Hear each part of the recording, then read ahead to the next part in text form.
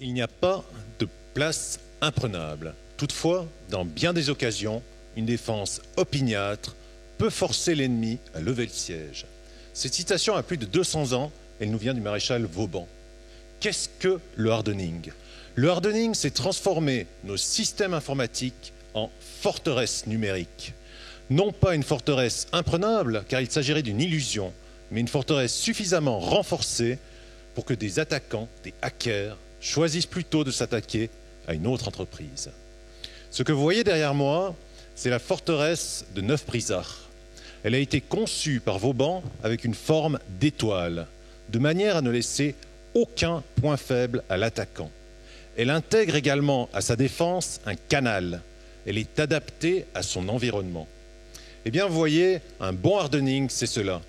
Présenter une défense homogène et rester adapté à son environnement, rester adapté à son entreprise.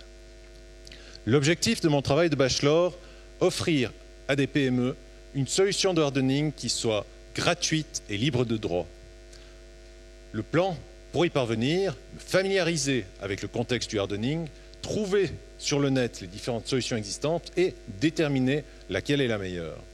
Et ce n'a pas été une mince affaire car la plupart des solutions sont payantes. Quant aux solutions gratuites, leur qualité varie considérablement. Qu'est-ce que j'ai fait ne trouvant pas cette solution idéale ? Eh bien, je l'ai créée tout simplement. J'ai utilisé une solution existante et je l'ai modifiée, je l'ai améliorée de manière à ce qu'elle atteigne un niveau comparable d'une solution payante. Cette solution est désormais disponible gratuitement en téléchargement pour les entreprises qui le souhaitent. Qu'est-ce que je retiens de cette aventure ? Le hardening est essentiel pour une entreprise, qu'il s'agisse d'une solution payante ou d'une solution gratuite. Néanmoins, le hardening, ce n'est pas tout. En 1271, en pleine croisade, les chevaliers hospitaliers sont mal pris. Ils se réfugient dans la plus puissante des forteresses de l'époque, le Krak des Chevaliers.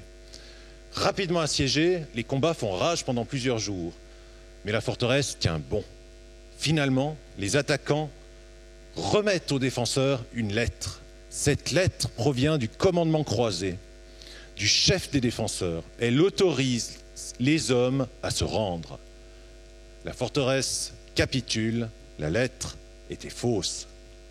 Comme quoi, on peut avoir la plus puissante des forteresses et la voir tomber à cause d'une faille humaine. Le facteur humain reste primordial et il est essentiel de sensibiliser les gens à la sécurité informatique. Je vous remercie de votre attention.